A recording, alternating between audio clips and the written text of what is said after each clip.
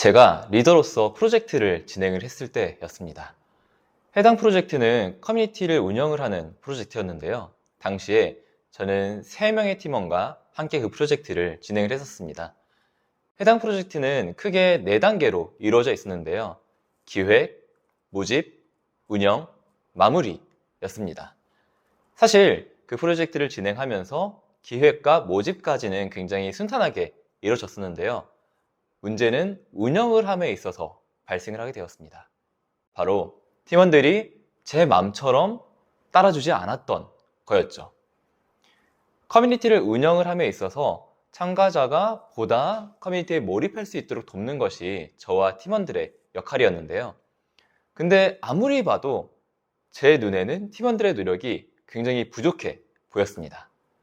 아마 많은 리더분들께서 이와 유사한 경험을 하셨을 거라고 생각을 합니다. 내가 원하는 만큼 혹은 내가 원하는 그 이상으로 열정을 가지고 몰입해서 일하는 팀원을 만나기란 굉장히 어렵죠. 그래서 때때로 혹은 자주 리더는 팀원들을 보면서 답답함을 느끼곤 합니다. 그렇다면 어떻게 해야 팀원이 내가 원하는 만큼 업무에 몰입하도록 만들 수 있을까요? 사실 이에 대한 답은 불가능하다입니다. 생각해보면 세상에 나와 같은 마음과 생각을 갖고 있는 사람은 어디에도 존재하지 않습니다. 리더는 우선 이 사실을 명확하게 인지하고 수용을 해야 합니다. 만약 이 사실을 받아들이지 못한다면 팀원들을 감정적으로 대할 확률이 높아집니다. 왜냐하면 답답하기 때문이죠. 내가 원하는 것은 10 정도의 수준인데 팀원이 5 정도의 수준밖에 안 한다? 그렇다면 우리는 충분히 화가 날 수 있습니다. 그렇다고 팀원에게 화를 내는 게 효과적일까요? 전혀 그렇지 않죠. 팀원 입장에서는 그것이 최선을 다한 것일 수도 있습니다. 난 최선을 다하고 있는데 야, 일을 왜 그런 식으로밖에 못해? 라는 비난을 받는다면 팀원의 몰입도는 더욱 떨어질 수밖에 없겠죠. 만약에 그와 반대로 팀원이 최선을 다하고 있지 않았다고 하더라도 마찬가지입니다. 우리는 누구나 비난을 받게 되면 방어적인 태도를 보이게 됩니다. 방어적인 태도를 취하는 사람에게 내 말이 수용될 리는 없겠죠. 우리가 진정으로 팀원의 변화를 바란다면 감정적인 대응은 반드시 피해야 합니다. 이런 상황에서 리더가 해야 할 첫 번째는 팀원의 상황을 파악하는 겁니다. 대체 어떤 요인 때문에 지금 정도의 몰입도와 성과밖에 내지 못하고 있는지 그 이유를 알아야 하죠. 그 이유를 알게 되면 해결은 쉽습니다. 그런데 만약에 별다른 요인이 없다면 두 번째는 팀원이 자신의 업무와 목표를 명확하게 인지하고 있는지 확인할 필요가 있습니다. 자신의 업무와 목표를 명확히 인지하지 못한 상태에서 제대로 일하긴 불가능하겠죠.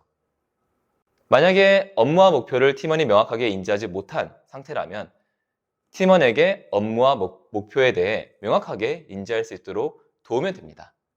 그런데 인지를 하고 있음에도 지금과 같은 상황이다. 그럴 때면 당장 피드백을 주기보다는 본인 스스로 본인의 업무나 성과를 어떻게 평가하고 있는지 물어보는 것이 더 좋습니다. 자신이 스스로 부족함을 느끼고 있다면 그게 가장 좋을 겁니다. 본인 스스로 부족함을 느끼고 있기 때문에 코칭과 피드백을 통해 변할 확률이 굉장히 높기 때문이죠. 이때도 마찬가지로 바로 리더의 의견을 말하기보다는 질문을 통해서 팀원이 스스로 자신이 해야 할 행동을 생각하고 말하도록 하는 게 효과적입니다. 그러나 자신이 잘하고 있다고 생각한다면 어떻게 해야 될까요? 여기에서의 키포인트는 절대 부정적인 표정을 짓지 않는 것입니다. 뭐? 잘하고 있다고? 말이 되는 소리를 해야지 라는 생각이 들더라도 말이죠. 이럴 때는 코칭보다는 피드백이 효과적입니다.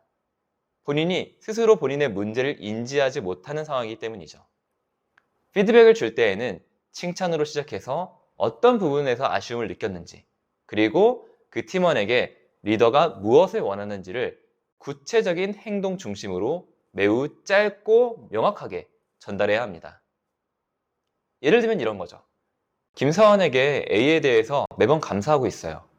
다만 제가 김서환에게 기대하는 부분은 B인데 C와 같은 상황이 있었습니다. 앞으로는 C와 같은 상황에선 D를 해줬으면 좋겠어요. 이런 식으로 말이죠. 여기에서의 핵심은 짧고 명확하게 입니다. 사실 말이 많다고 팀원이 리더의 말을 더 잘 듣는 것은 아니죠.